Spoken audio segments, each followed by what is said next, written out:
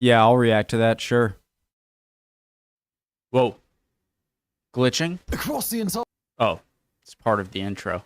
Guys, preemptive like, another video I'm watching on the Gripen fighter jet. I've watched a few now, so I had to double check to make sure I hadn't already reacted to this one. I haven't.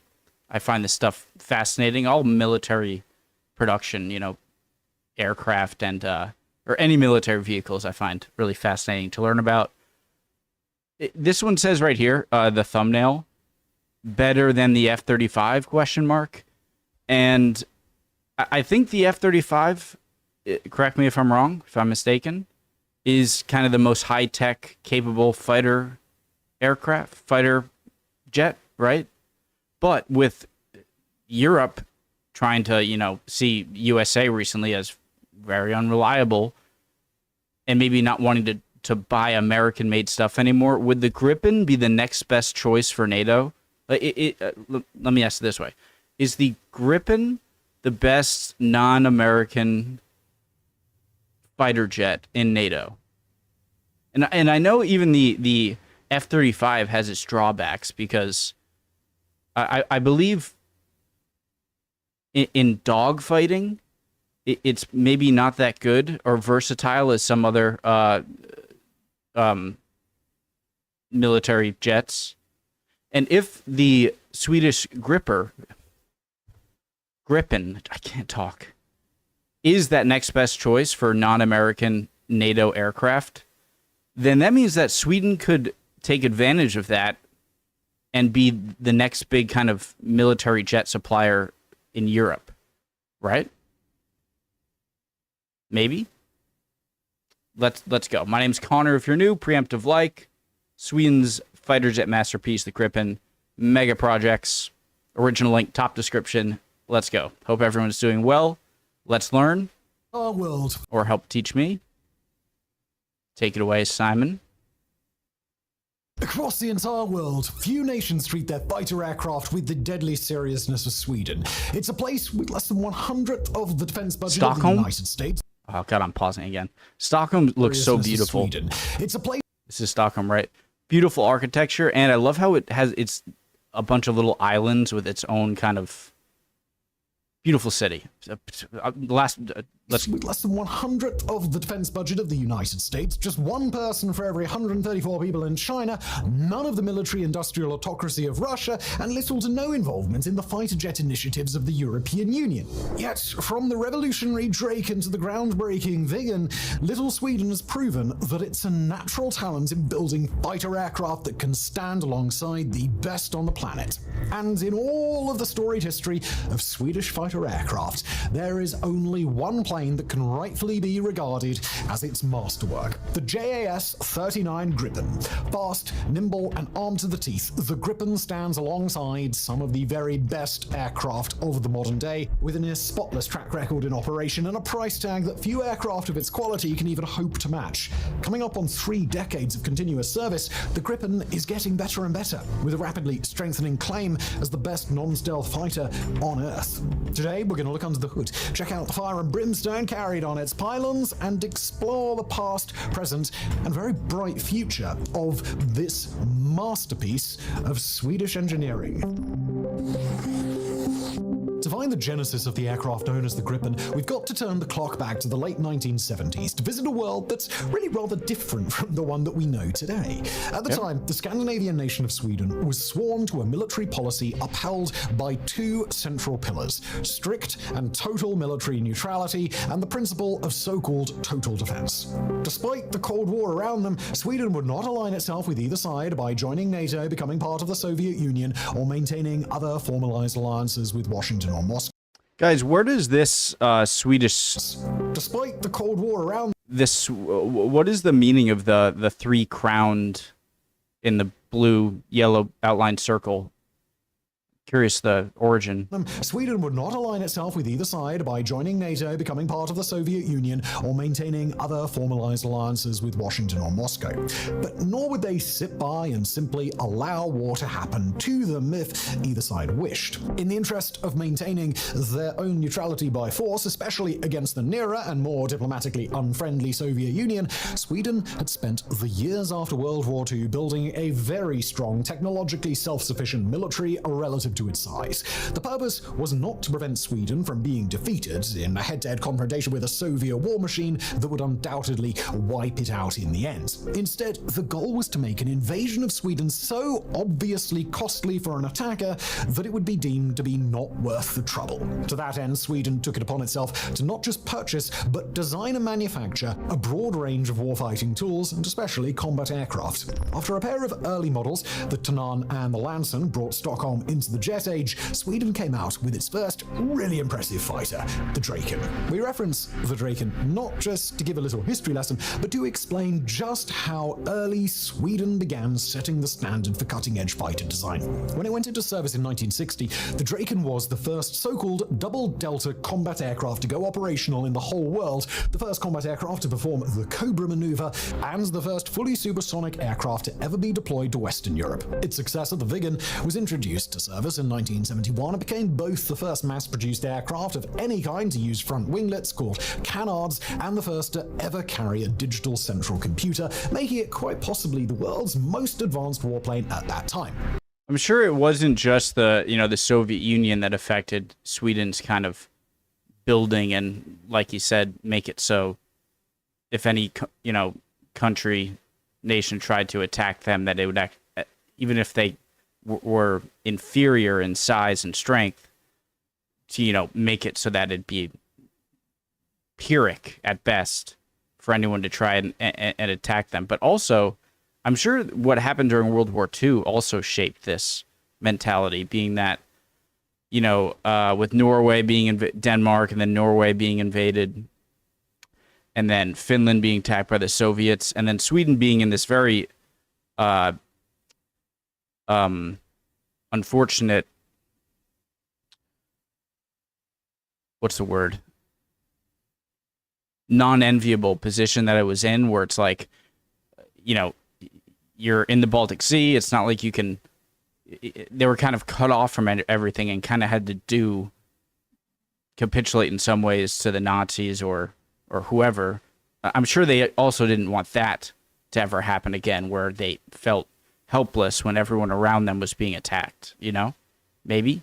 At the end of the 1970s and the start of the 1980s, new worldwide aircraft like America's F-16 and the Soviet MiG-29 entered service. As a result, it became abundantly clear to the Swedish Air Force that it would need a new fighter of its own if it was going to keep up with the rapid technological advancement of the era. And if Sweden was going to endeavor to build a new fighter aircraft at all, then whatever new piece of kit it was going to come up with wouldn't just have to be flyable, it would have to keep up the legacy of technological advancement, high performance, and clear fighting utility that the Swedish Air Force was known for, and it would have to do that not solely for reasons of national pride. For Sweden, developing such advanced, even groundbreaking equipment, it came with a catch. Every time the country embarked on such an endeavor, it had one shot to get it right. Funding its projects all alone, Sweden could handle the staggering expenditures required to develop and indigenously produce a fighter jet, but not that often, and not more than one at a time. Not only that, but if Sweden's new fighter didn't do the job like it was supposed to, then Sweden would be left practically undefended against cutting-edge adversary technology until a new fighter could be funded, designed, and mass-produced from scratch. The vision that Sweden's leaders put forth for their new aircraft was one that would put it on par with the best modern aircraft of that era. They were looking for a Mach 2 capable fighter jet with optimization to carry modern weaponry, plus the newest onboard technologies from fly-by-wire controls to radar tracking and battlefield awareness to the use of new aerodynamic design principles and building materials. This reminds me of like Gustavus Adolphus right up here, my boy. That's another just thing that is typically been Swedish attitude towards warfare and defense, is that going back to Gustavus, or especially Charles XII, right, and fighting against Peter the Great and you know, and the Russian Empire, in that Sweden never really had the manpower to go up against other large nations with giant militaries, and that always forced them to innovate war tactics like Gustavus Adolphus did, and do quality over quantity all the time, right?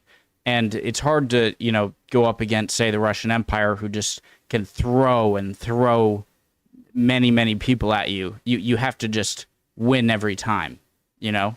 And so this reminded me of that, and that it's like they have to get it right because they don't have all of the resources of larger nations. That just kind of reminded me of just typical Swedish war mentality going back centuries. It would have to satisfy a range of requirements to ensure that it could pull its weight as Sweden's one and only modern fighter, including the ability to serve in a truly multi-role capacity and the ability to leverage a less costly single-engine design without losing power. Finally, it would have to be optimized in a way that would ensure that it could fight the sorts of battles Sweden planned to engage in. That meant being able to take off and land using short stretches of Swedish freeway that are meant to function as remote landing strips and temporary bases in times of crisis. Moreover, the aircraft would have to be easy to train young conscripts with and easy to maintain for inexperienced mechanics, all while it could be turned around quickly from one combat mission to another. After all, these were aircraft meant to deploy across the nation at short notice and defend areas in small, self-sufficient groups in what could very well become a last-ditch defense of Swedish territory. The nation would consider several design proposals from the Saab company, including an attack aircraft called the Saab 38 and a significantly upgraded Viggen called the A-20, as well as competing offers from foreign nations. The Americans offered the F-16 and the F-A-18 and the upgraded F-20 Tiger Shark, while the French offered the Mirage 2000. Finally, though, the Swedes went with a design called the JAS 39, a single-seater design with front canards, little winglets below and behind the cockpit, plus a design that was intentionally made to be aerodynamically unstable, something that a pilot could address with the aid of fly-by-wire technology. It got its name via public competition in Sweden, the Gripen, the Swedish name for the mythical half-lion, half-eagle beast, the Gripen. The first Gripen prototype rolled out in 1987, less than 5 years. That's a cool little fact. I didn't know that. Beast, the Gripen. The first Gripen prototype rolled out in 1987, less than 5 years after the design and development program began. It wouldn't fly until 18 months later, as its builders worked out issues with its flight controls, but on the 9th of December 1988, test pilot Stig Holmstrom blasted Sweden's new fighter into the sky for the first time. The flight testing sequence wasn't easy by any means. A prototype crash injured another test pilot, requiring over a year of delays, and a couple of years later, an airframe was destroyed in an aerial display for the public in Sweden. Luckily, that pilot survived as well. Flight testing would not conclude until the mid-1990s, and it took even longer for Sweden to decide on how to arm the thing, but despite the setbacks, Sweden had decided nonetheless that the Gripen was the way of the future. All its flight issues seemed as if they could be worked out, and in the time it took to get the aircraft into production, Saab had already been able to put a successor variant, the C and D versions, to replace the A and B versions that Sweden started with. Known as the Turbo Gripen, the C and D integrated in-flight refueling capabilities, onboard oxygen regeneration, modern avionics, and much more. The Gripen hadn't been an easy project. Its delays, cost overruns, and early crashes had made it seem as if the plane might be dead on arrival, while a bribery scandal led to a major public relations problem back home. But by the late 1990s, the ranks of the Swedish Air Force were swelling with their first batch of Gripens, and nothing short of excellence would follow from there.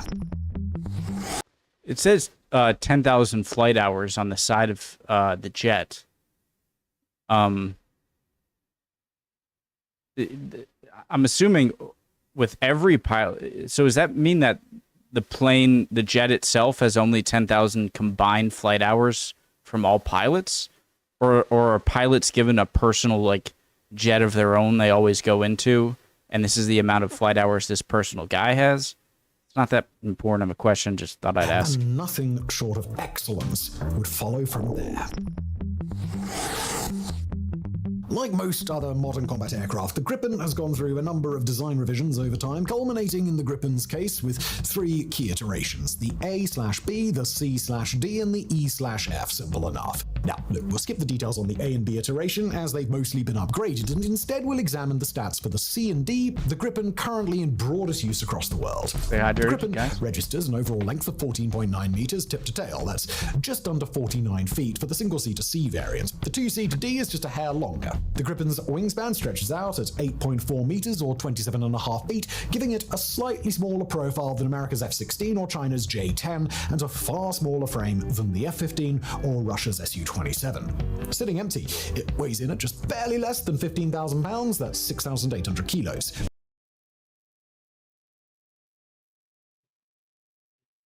Sitting empty, it weighs in at just... That feels like nothing. That's like an African bull elephant. Maybe even slightly smaller than large male African bush or African elephant. Wow. Barely less than 15,000 pounds, that's 6,800 kilos. The maximum takeoff weight of a bit over double that, or 14,000 kilos or 31,000 pounds. Of that weight, the Gripen can carry up to 5,300 kilograms or 11,700 pounds of payload, depending on how much fuel it's carrying. It's a single-engine fighter, relying on a Volvo turbofan engine with afterburners, producing 18,100 pound thrust of force while firing at maximum strength. Slicing through the air, the Gripen can hit a top speed twice the speed of sound, while at altitude, that's 2,100 miles an hour or 1,300 miles per hour. Flying through thicker air at sea level, it caps out at Mach 1.2 or 1,470 kph or 913 mph. The Gripen pushes a substantial combat range of 800 kilometers, 500 miles, uncommon for a fighter jet at its size, while it can manage a journey of 3,200 kilometers or 2,000 miles while on a non-combat flight with full fuel. The Gripen tops out at... Does Sweden have aerial refueling aircraft? You know, the thing with the bigger plane goes in front of it and sends back that hose with like the magnetic hose that to refuel the, you know what I'm talking about. Yeah.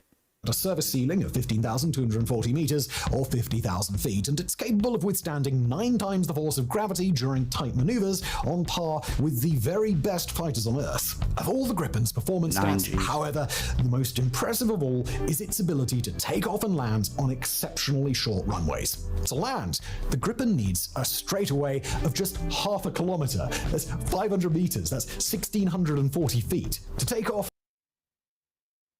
how many football fields is that? 1,640 feet. So that's like 8. That's like 8 football fields. No, 6.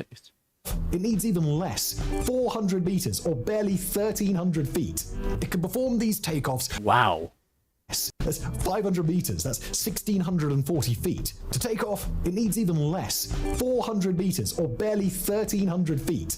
It can perform these takeoffs from all manner of austere runways, including strips of automobile freeway built for that very purpose, and can even take off and land with a layer of snow on the ground. In terms of its armament, the Gripen poses a formidable challenge for even the best adversary fighters. On a respectable set of 8 hardpoints, the Gripen can carry up to 6 short-range air-to-air missiles, including the European Iris-T, the American Sidewinder, and the joint South African and Brazilian A-Data.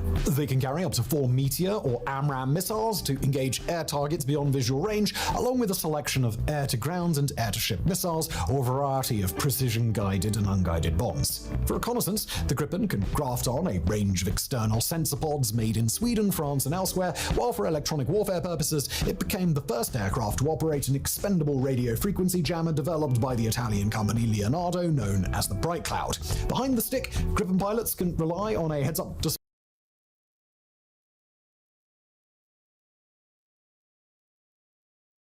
Why are there footprints here? So this isn't actually the seat right here? The seat is more back this way and you put your feet here? Or is that just, am I being stupid? This is cool, though. Ah, yes, I know. Yes, this... I was trying to be funny, sorry. display and other modern tech, while for close-range engagements, the aircraft's 27mm revolver cannon will get the job done. The aircraft is renowned for its ease of maintenance, ease of training relative to its capabilities in flight, and its ability to be combat-ready at the drop of a hat. A Gripen returning from an air-to-air engagement can land, be refueled, rearmed, and serviced by a team of 5 conscripts and a technician, and take off again to re-enter the fight in a Question. span of just 10 minutes. Last pause. Question. Ready at the drop of a hat. A Gripen returning from an air-to-air is aircraft's 27mm. So, so when you're using this weapon, like the kind of machine gun type of weapon, that's for air to ground, right? That's not for air to air, right? Air to air, you use air-to-air missiles, right? Or would there be in any cases that you would use in air-to-air combat, you would use this gun? Anyone know? Revolver cannon will get the job done.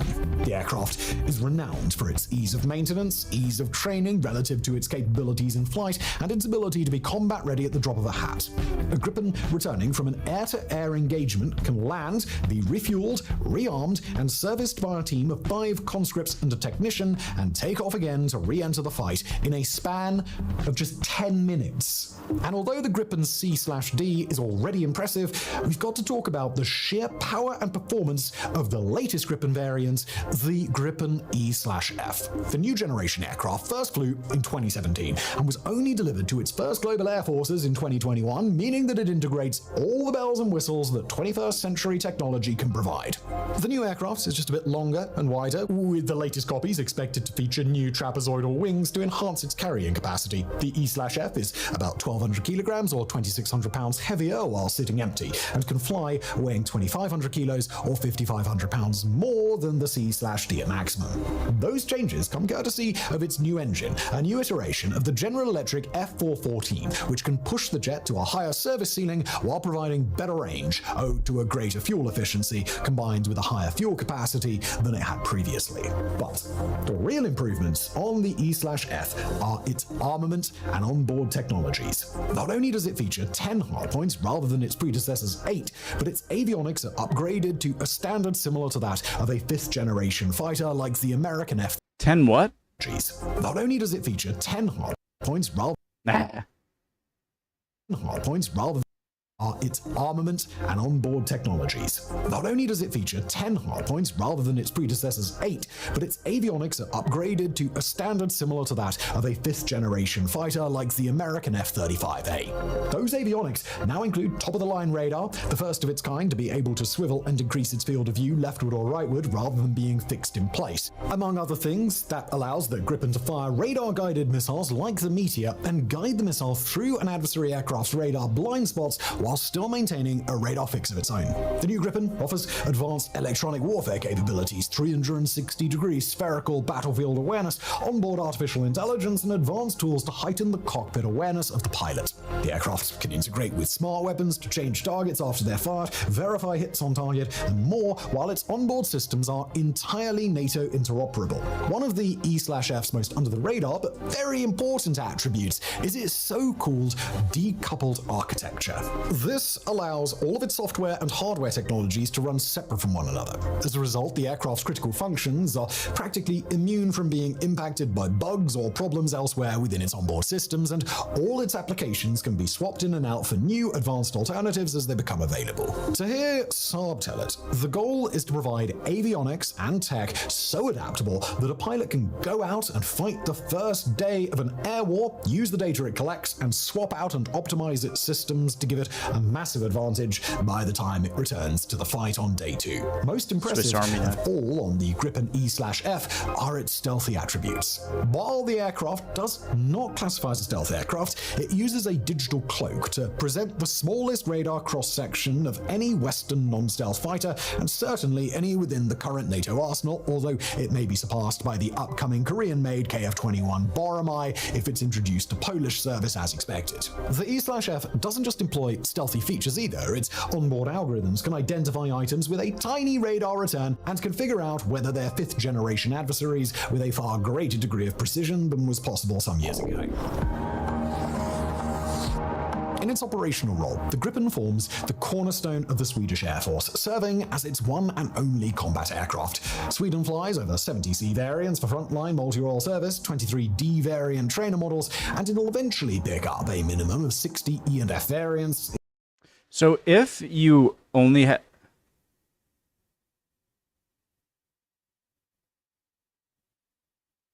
I was going to try and see what area of the world this is, but I think he's what was my question? Oh yeah, I feel like if I was an army or an air force, a military with an air force, and I had to choose between only having one type of aircraft in my arsenal, and I could choose between getting 10 F-35s stealth fighters from the USA or 10 Swedish Gripens, I feel like I'd use the 10 Swedish. I feel like I'd pick the 10 Gripens, right? Because I hear that stealth fighting aircraft like the F-35 is a great aircraft to have if you also have a big enough air force to also have other complementary aircraft to overcome the shortcomings, some of the shortcomings that the F-35 has, right? And so this seems to be the best of all worlds. It's the best of both worlds of all, whatever. You know what I mean?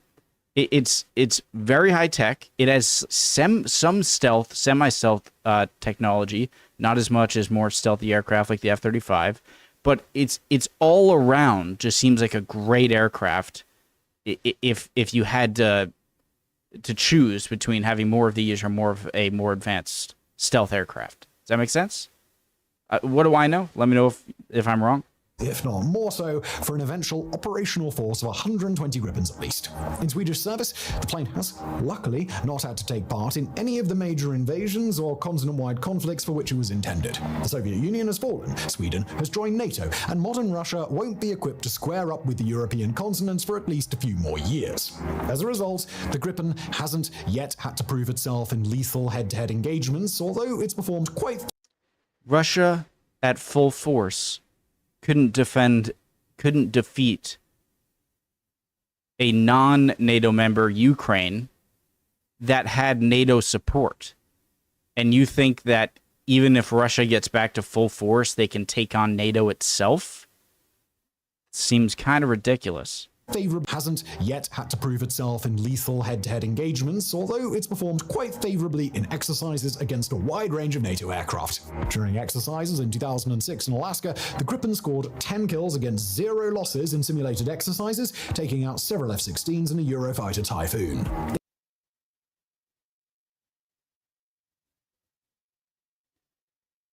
Why does Sweden always beat the US in military exercises? First it was a submarine, and now they're defeating F-15s or whatever that was.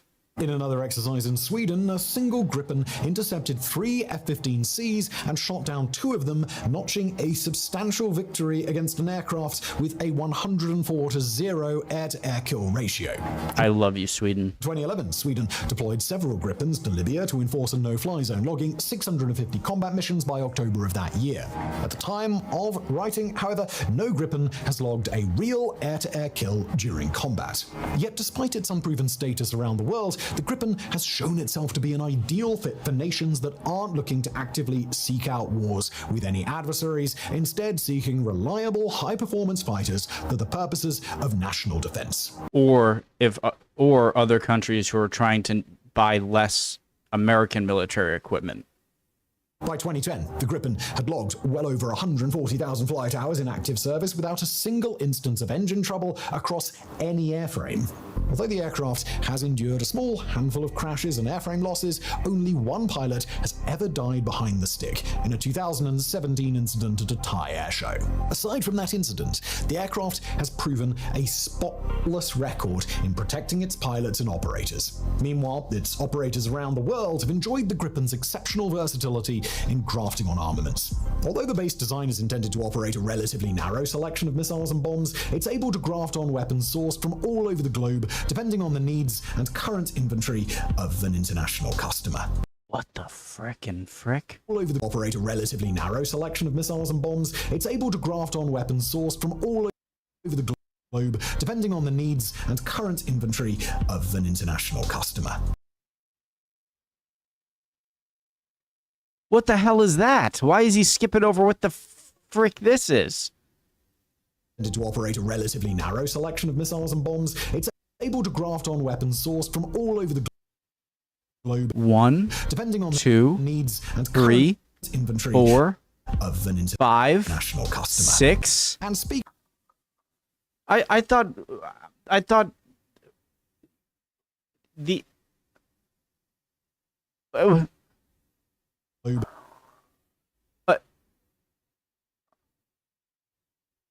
and then you have one right here, and I'm assuming you either have another one of these missile fires from hell on the other side or other bombs. So that was 6, 7, 8, and then another 14. I have the hiccups. Why have I never seen this? What? Depending on the needs and current inventory of an international customer. And speaking of those customers, the Gripen has quickly become a beloved addition to air forces around the world. Brazil intends to operate a total of 36 E/F airframes, possibly raising that number to over 50 in due time. Thailand currently flies 11, with the intent to operate as many as 25, while South Africa flies 26 of the aircraft. The Czech Republic and Hungary each operate a squadron of the planes, and the United Kingdom operates trainer versions to teach its test pilots. Everywhere it goes, the Gripen is lauded for its safety record, ease of use, high performance and versatility. Even more impressive, Saab has proven that no two nations' Gripen aircraft have to be alike, and they've done an excellent job of modifying the Gripen design to fit the needs of individual customers as they're shipped around the world. Not only that, but the Gripen offers one of the lowest cost per flight hour rates in the world, with Jane's Aerospace and Defense Consulting giving the Gripen the top spot for flight hour affordability at rates almost 50% better than the next cheapest option, one particular block model of the F-16. At the time of writing, it appears that the Gripen may be entering a bit of a renaissance over the next few years. In the past, it's lost out to aircraft like the Eurofighter Typhoon, the F-16V variants, the F-35 Lightning, and the French Rafale, among others. Those contracts have gone to other aircraft for a few reasons, sometimes relating to concerns about the Gripen C/D variant's ability to deal with stealthy adversaries in 21st century combat, and sometimes relating to the C/D's projected obsolescence or slow rates of production. But now that the E/F variant has come along, and other nations like Brazil are looking to set up additional production lines of their own, the Gripen is looking more and more attractive to global clients. India is currently considering the purchase of up to 114 copies of the Gripen. The Philippines are likely to acquire at least a dozen, and 15 or so other world nations have expressed interest in the product. The most notable among them would be Ukraine, for whom Sweden has already allotted a handful of Gripens that it would be more than happy to donate to Ukraine's cause. There's been a good deal of pushback on the idea from elsewhere in Europe, with defense experts on the continent pointing out that Ukraine's having a hard enough time mastering the F-16 and supplying enough pilots. But the Gripen's proponents have emphasized that the Swedish plane might simply be a better alternative. Quicker to learn, easier to fly, far easier to maintain, and easier to operate in a war zone against a peer or more powerful adversary. The Gripen arguably should have been the plane Ukraine went to first before the F-16 was even in consideration. Hindsight, however, can't change the game now. As Sweden continues to roll out more and more copies of the prized Gripen, it'll do so with an eye on the future. Sweden already has a purported 6th generation fighter in development, more advanced than the American F-22 or F-35 or the Chinese J-20. When it eventually arrives, that aircraft is expected to work alongside loyal wingman drones, integrate sophisticated AI, and boast a negligible radar cross-section. But even after that aircraft jet, the so-called Flygsystem, enters production, it'll be the Gripen that remains the cornerstone of Swedish air defense in the following years, and it'll be the Gripen that more and more nations around the world are likely to add to their arsenal. How long the Gripen can stand up against the rigors of 21st century combat, it'll be up to that aircraft and its pilots to demonstrate. But if its performance thus far is any indication, Sweden's masterpiece of a fighter jet has got many more decades left in it. Sorry about that. I ran out of room on my computer and it stopped recording. If I were smart, or I would start investing in a lot of, in say, Saab or other big NATO, EU country military companies, right? Just because the decoupling from the USA, you're going to buy more, become more self-sufficient, meaning they're going to get a lot of new contracts to build certain things that they usually get from the USA to become more self-sufficient, independent, and I'm sure that'll... great video. This seems like a fantastic jet. Absolutely. Love y'all. Would appreciate any comments down below, guys, answering any of my questions. You guys are always awesome with that. Love seeing your comments. If I said anything incorrect, let me know, please. And hopefully I'll see you guys next time. We'll keep on learning. All right? Bye, guys.